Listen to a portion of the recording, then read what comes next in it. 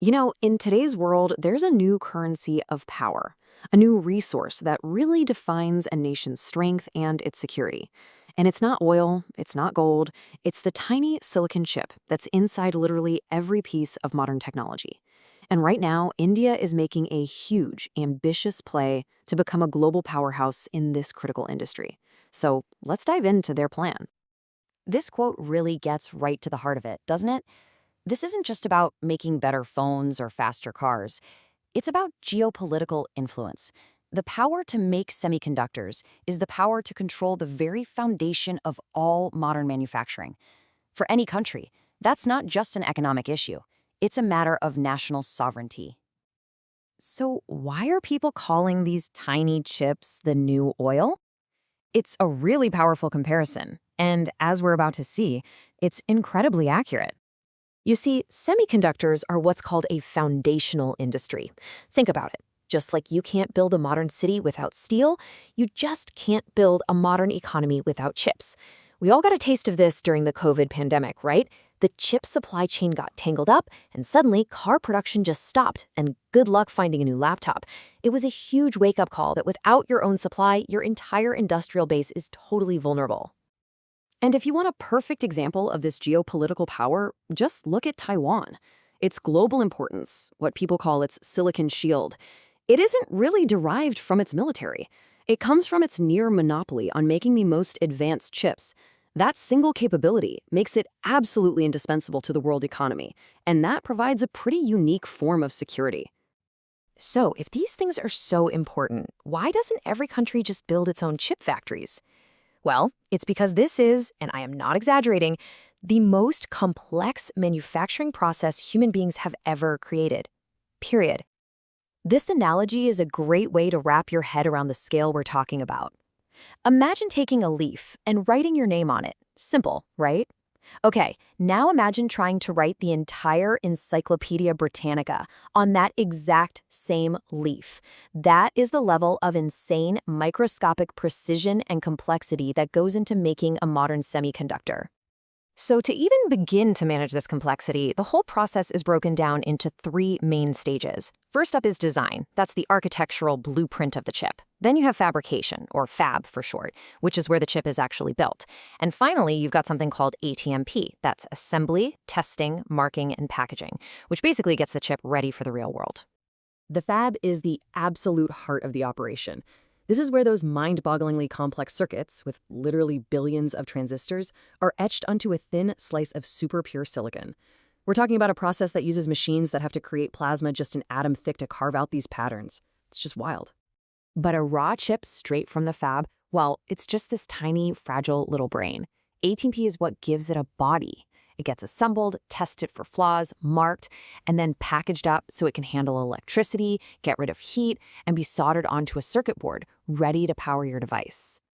Now, here's something that's absolutely crucial to understand. Not all chips are the same. You hear a lot about the cutting-edge stuff, the ones measured in just a few nanometers. But look at this chart. Roughly half of the entire global market is for chips above 24 nanometers. People call them legacy nodes, but they're the workhorses in everything from your car and your washing machine to critical defense equipment. And this, right here, this is the key to India's entire strategy. So how does this fit into India's plan? Well, knowing this landscape, India has put together a master plan that's about so much more than just building a factory. It's about growing an entire self-sustaining ecosystem. And this is India's single biggest advantage. It's ace in the hole. A full 20% of the world's semiconductor design talent is already in the country, working for huge names like Intel, AMD, and NVIDIA. So the brain power, the intellectual foundation, it's there. The real challenge is building the manufacturing to go with it. India is being really smart here, trying to avoid a mistake that other countries have made. They're not just focusing on the big, flashy fabrication plant. The goal is to build the entire ecosystem around it, to make sure this is a resilient industry that lasts for the long haul. And this is what that ecosystem actually looks like. It's a 25-year vision. It brings together not just the fabs and the AMTP units, but also the companies that make the complex manufacturing equipment, the suppliers for all those ultra-pure chemicals and gases, and critically, a pipeline for developing the next generation of talent. Of course, a plan this ambitious comes with some unbelievable challenges. This is a really high-stakes gauntlet, where the margin for error is basically zero. I mean, just look at the sheer scale of the supply chain. A single factory needs about 500 different chemicals and 50 specialty gases. And all of them have to be so pure that they're measured in parts per billion. The logistics to just manage that flawlessly are, well, they're mind-boggling. And it goes way beyond supplies. The physical environment has to be perfect. The power grid has to be so stable that even a 1% flicker, something you'd never notice at home, could ruin an entire batch of chips worth millions. The water has to be unbelievably pure. The building itself has to be isolated from vibrations so completely that a heavy truck driving on a road nearby can't disturb anything. And on top of all that, you absolutely need deep partnerships with global leaders in places like Japan, South Korea, and the EU to get the materials and expertise. So, with all these extreme challenges, how is India actually turning this vision into a reality? Let's take a look at the execution so far. The pace has actually been pretty remarkable. The whole mission was launched in 2021. And get this, the first 5 units went from application to approval in just 100 days.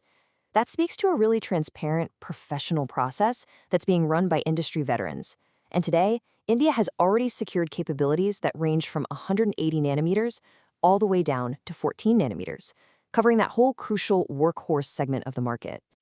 Which brings us right to the final question. The strategy is comprehensive. The execution so far has been fast. The huge challenges are clearly understood. The foundation is absolutely being laid for a 25-year growth story. The real question now is, will this monumental effort be enough to position India as a truly indispensable player in the global semiconductor supply chain? I guess only time will tell.